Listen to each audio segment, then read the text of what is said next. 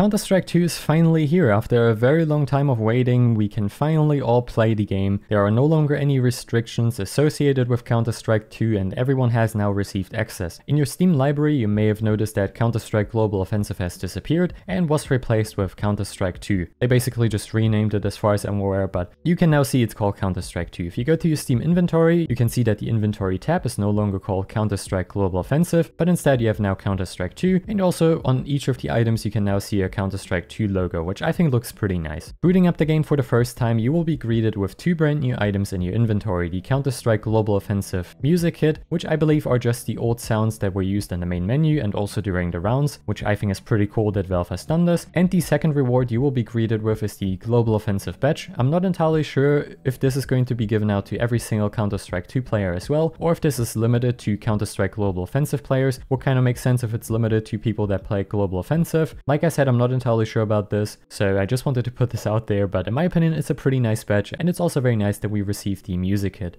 For this short video, we will be focusing on some of the smaller changes that I can spot right away. First things first, we can see that we now have the match history here, which I think is pretty fantastic. I'm quite happy about this, and we can also download the matches and hopefully view them in game. We will take a look at the demo viewer in a couple of minutes. Moving on to the inventory, we can see that all of the preview icons have been slightly changed in comparison to the beta or Counter-Strike Global Offensive. I think Valve has done a good job here. The preview icons do look quite nice. Well, the gloves look a bit weird, not gonna lie, and they are still pretty washed out, which is unfortunate. Trade-ups are also now available, but as far as I'm aware, they're basically the same as they were in CSGO, so there's still no fancy animation or anything like this. They just plop up in your inventory, which is, in my opinion, quite unfortunate. If we move on to the loadout, everything has, as far as I'm aware, remained roughly the same. We don't have Zeus skins yet, and everything else also looks basically the same as it did before. However, if we move on to the play section now, we can see that the first season of Premiere has concluded, and I'm not entirely sure if we received any sort of reward for this, but there is now the Season 1, which you can see here. No one is ranked so far, you have to win 10 matches once again.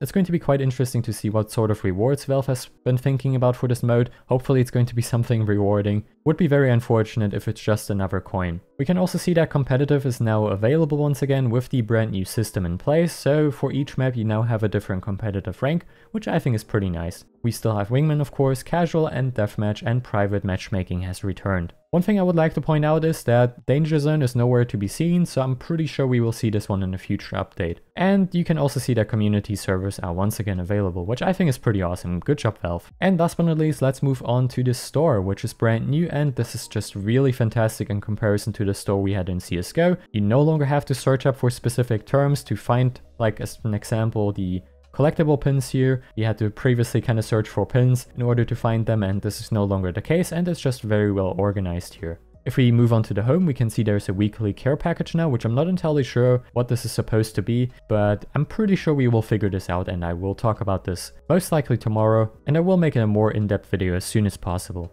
And we can also see some new and popular stuff. If we click see more, we can see everything here once again, and we can also see that Paris is back, so that's a bit unfortunate. So it seems like demos are still not working properly, because if we try to watch the demo, as you can see it doesn't work, so I cannot do anything here. I guess the demo system isn't fully implemented yet. So this is how it's going to look like if you open a case. I finally got the key ready. Okay, so it is a bit glitchy, but we can see a completely different background, so now let's open the case.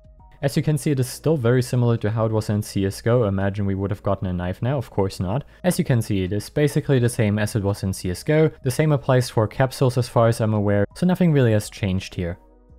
There's also this brand new training day mode, which teaches brand new players some of the basics for Counter-Strike Global Offensive. I find it a bit weird that the game recommends a P90 or a shotgun for new players. Not entirely sure about this, but I think it's a nice step in the right direction. Anyways, this is going to conclude the video. Thank you so much for watching it. I really hope it was informative. I will try to release the more in-depth video as soon as possible, hopefully tomorrow. Thanks for watching, and I will see you in the next one. Bye guys.